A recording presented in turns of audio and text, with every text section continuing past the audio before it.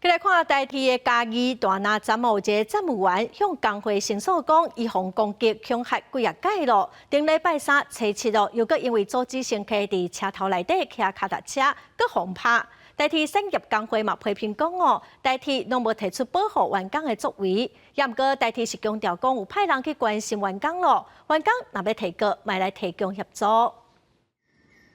台铁的站务员互查某旅客摕鞋仔落去拍，抑个列车长互架甲乌青闹火。台铁员工去防攻击事件常常发生。嘉义大拿车头有一名站务人员初7的时阵，为着要阻止民众莫伫咧车头内面骑脚踏车，说互伊拍。牵那个脚踏车，然后坐电梯到楼上的时候，他就他脚不方便，然后他都在楼上碰到他都要用骑乘的方式。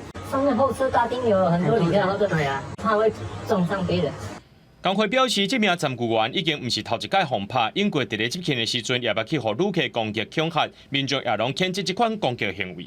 觉得他们都很好，服务态度都很不错啊，很热心啊。台铁公司化了后，除了招新人，也希望改善员工的待遇，也个工作环境。不过，各地头的员工因固守本分，却一再发生攻击或者是改骂的事件。工会12就批评台铁拢无作为，干那激点点检讨员工无危机意识，才会造成这代志一再发生。我们希望说能够像这个台铁去征聘这个保全一样他们现在在每个平交道其实都有聘一个保全负责去做监视，也能够来协助在各个车站去征聘保全，来确保这个车站里面的安危。面对指控，台铁表示，当天的铁路警察已经接到通报到现场处理，也含员工讲好写13则笔录。公司已经派主管继续关怀员工，若准员工要告这的旅客，也会提供协助。记者综合报道。